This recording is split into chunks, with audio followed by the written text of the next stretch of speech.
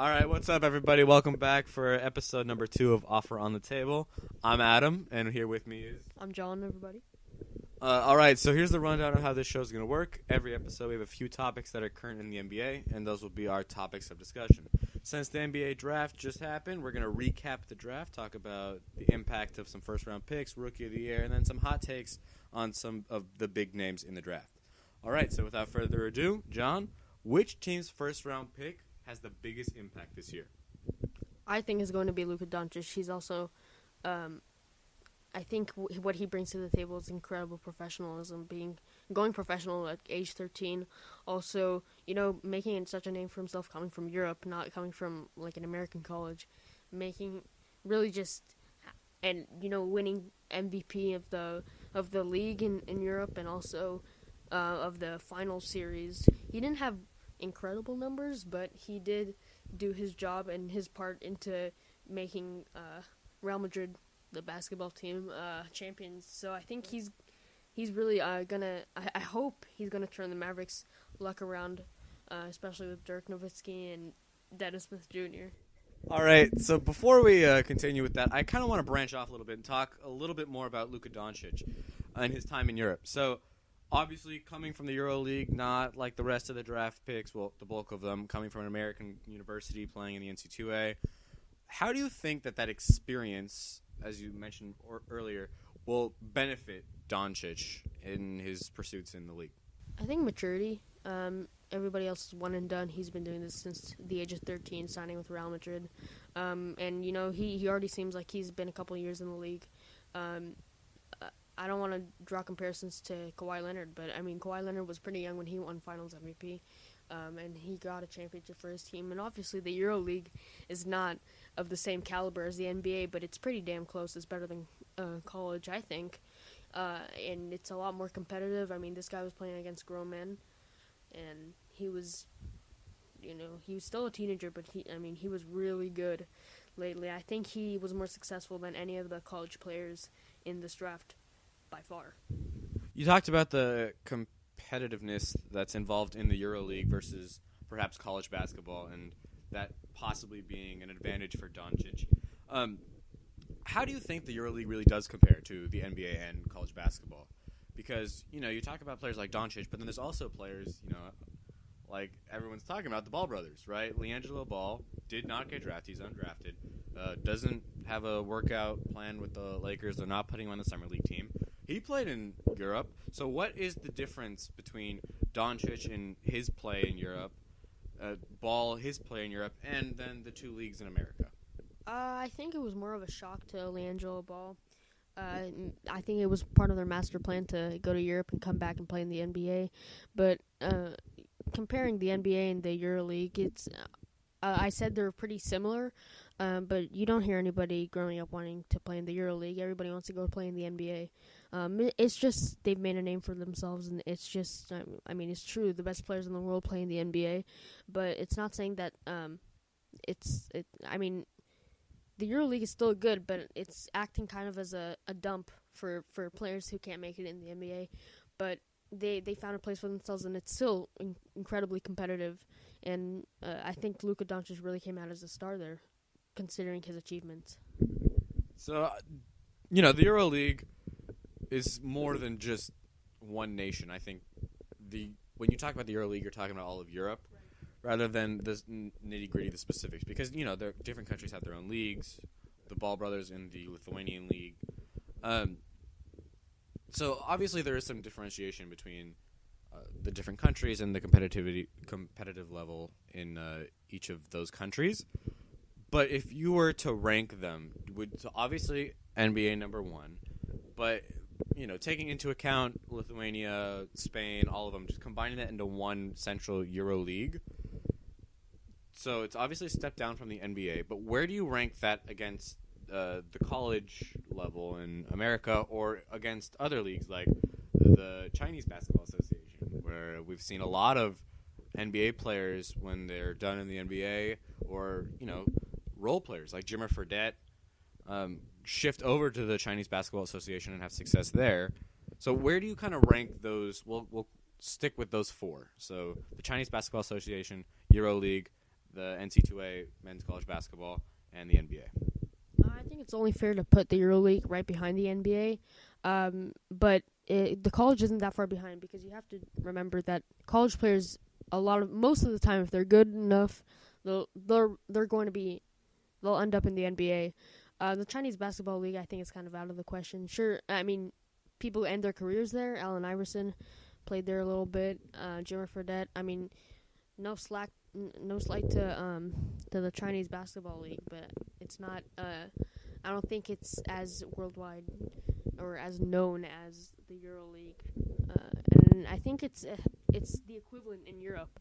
There's no NBA in Europe. It's the EuroLeague, so it's what they have there, and it tends to be that most European players from over there that are successful playing the EuroLeague. Some of them, Luka Doncic that we're seeing right now in the NBA draft, they do go to the NBA, but it's their NBA in Europe. So obviously you're a fan of Luka Doncic. You like him on the Mavs. Just talking about the draft as a total, who do you see as potential Rookie of the Year? I think I see DeAndre Ayton most of all. I really like Luka Doncic just because of his story.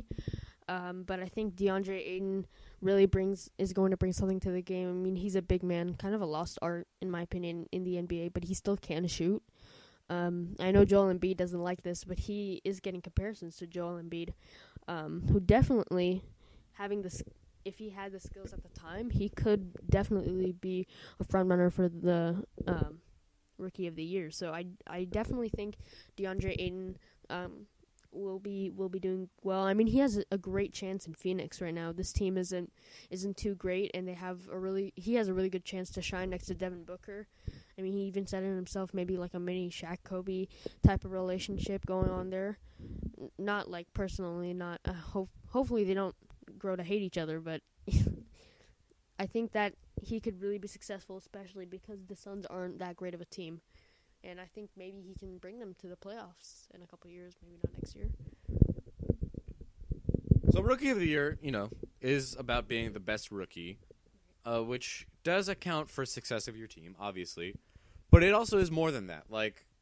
There's more than just success of the team. There's also individual performance. If I can say something real quick, I think that the Rookie of the Year performance, or the Rookie of the Year award, is probably one of the only award that's really focused on individual performance, because the other ones are MVP. That really counts on team success, because if you're in the MVP, you're essentially the best player in the league, and doing so, you should be able to bring your team wins. But I think the Rookie of the Year, just because you're a rookie, you're not really expected to bring a team wins, but you can still, ball. So I think that the Rookie of the Year is mainly based on individual performance, and it's not so focused on outside success. I agree, but I also disagree, because I do think Rookie of the Year, in order to win Rookie of the Year, your team needs success. I mean, you look at the top two candidates this year. Ben Simmons, not really a rookie, but in the conversation for Rookie of the Year, and Donovan Mitchell. Both of their teams made the playoffs. So, we're not sitting here, we're not talking about Lonzo Ball for Rookie of the Year because his team didn't make the playoffs. He had good numbers, similar numbers to Draymond Green, an all-star. He had low but decent numbers. Well, they're almost similar to Draymond Green. They're very close. But he's not in the conversation for Rookie of the Year. So, yeah, good individual performance, but I do think Rookie of the Year is built around team success as well. And so I think, yes, you have to talk about individual talent. Donovan Mitchell, of course, oozing talent. He's my pick for Rookie of the Year. But I also, when I'm looking at this draft class, I'm thinking, who's going to be good? But then it's also which team is going to really give them the opportunity to shine. I like Ayton. I think Ayton's got a good opportunity. I don't know if he'll make the conversation just because of the Suns. Nothing against the Suns, but really, I think it's going to take a year or two for Ayton, Josh Jackson, and Devin Booker to really become in sync, and for them to become the team that we think that they have the potential to be. Doncic, I think, is an exciting player. I see a lot of talent there. Definitely a possibility. Dennis Smith and Doncic in the backcourt could be, or has basically the potential to be really, really cool. Mo Bamba, another interesting player, but I think before we can make predictions for Rookie of the Year, those are probably my top couple, but I need to see more so how the rest of the team fits in with those rookies and how it all plays out before we can really get into Rookie of the Year. Although it's not really fair to count in a team success because you're just a rookie, but individual performance heavily relies on your team's success. Like, if you're getting a lot of points, you must be getting a lot of passes from your teammates. And if you can score for your team, it means that they're finding you open. And if you're scoring, it may lead to winning. So yeah, I mean, it really is. Individual performance is based on team success, but the Rookie of the Year is based on individual performance. But before we move on, I actually wanted to ask you, is it fair to count out Ben Simmons for Rookie of the Year? I understand Ben Simmons. Nothing against him. I think he's a talented player. I think he really just, he kind of got cheated out of last year. He really did. And I feel bad, but at the same time,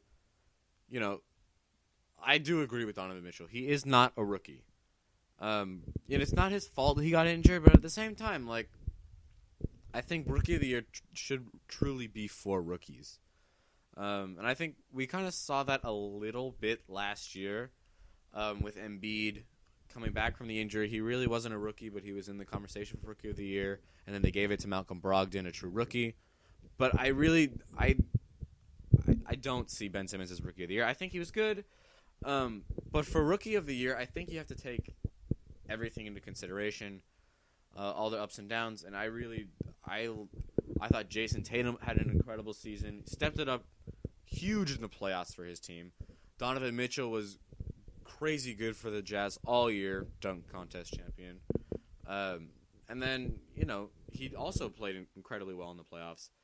And Ben Simmons, yeah, he played good for the year, had a couple triple-doubles, really, he was a good, solid player.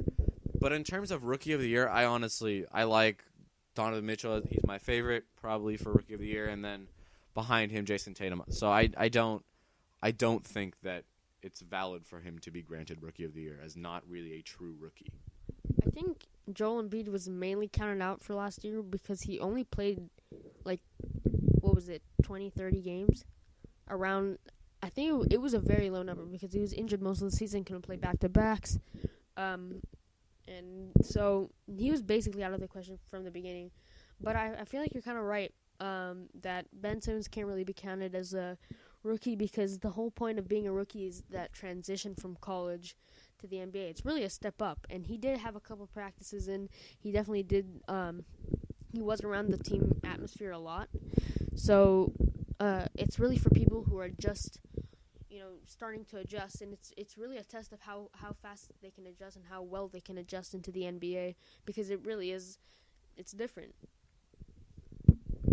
And talking about that adjustment, we're going to move on to what I like to call hot takes. We're going to go player by player, talk about how they're going to adjust, their play styles, are they a good fit for the team, are they going to be a bright shining star, potential Rookie of the Year, or do we see them being a bust? So, first things first, we're going to start off with that number 1 overall pick in the draft, DeAndre Ayton. John, what's your breakdown?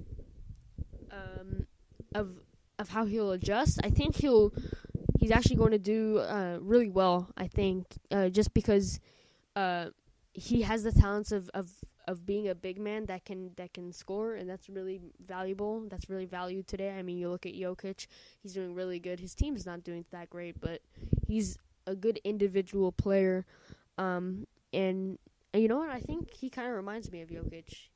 He's not white, but I mean, he's definitely a player to watch.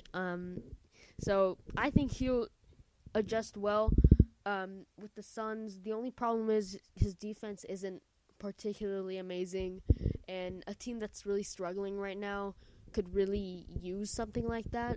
They do have Tyson Chandler, who can play some defense for you, but I think he'll do just fine. It's a lot harder to be